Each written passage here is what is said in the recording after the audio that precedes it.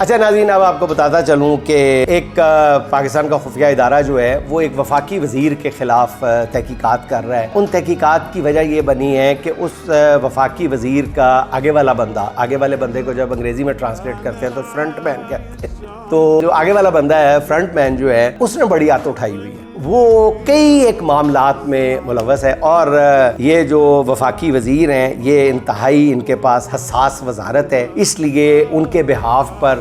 بڑے بڑے جو کام ہو رہے ہیں ان پر نظر رکھنا اوبویسلی خفیہ اداروں کا کام ہے۔ یہ جو وفاقی وزیر ہے اور جو ان کے جو فرنٹ مین ہے ان کا ناظرین جاپان میں بہت بڑا گاڑیوں کا کاروبار ہے بظاہر۔ یہ ارب پتی نہیں کہا جاتا ہے، کھرب پتی، اور ایک اندازے کے مطابق ان کی جو ہے مالی حیثیت جو ہے $20 ارب سے زیادہ لگائی گئی، $20 ارب سے زیادہ ان کے اثاثے ہیں۔ سیالکوٹ سے اس کا تعلق ہے۔ اچھا ناظرین، اب کیوں ضرورت پیش آئی کہ ان کے خلاف تحقیقات کی جائیں اور پتہ چلایا جائے کہ ان کے یہ وزیر اعظم صاحب کے مشیر بھی قرار پائے جا چکے ہیں۔ اسلام آباد میں ان کا بہت شاندار دفتر بھی دے دیا گیا ہے ناظرین ان کو، لیکن ان کے کام جو ہے نا جی وہ وہیں پہ سیالکوٹ میں کوئی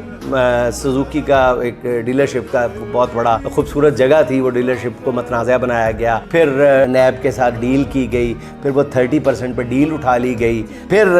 یہ جو ہے وفاقی وزیر کے ساتھ ان کی یونیورسٹی میں پارٹنرشپ بھی ہے۔ ناظرین، اب ایجنسیوں کے کان اس لیے کھڑے ہوئے ہیں کہ یہ جو صاحب ہیں یہ اب دفاعی سودوں پہ نظر جمائے ہوئے، یہ جو ان کا کام ہے دے دلا کے کھرب پتی شخص ہے ان کے لیے گاڑیاں ریوڑیوں کی طرح تقسیم کرنا ہے، گاڑیاں تقسیم کرنا، انتہائی بیش قیمت گاڑیاں ریوڑیوں کی طرح تقسیم کرنا ان کا ترہ امتیاز ہے، عادت ہے ان کی۔ تو اب وہ دفاعی سودوں کی طرف نظریں جمائے ہوئے ہیں، جس پر ان کے خلاف یہ تحقیقات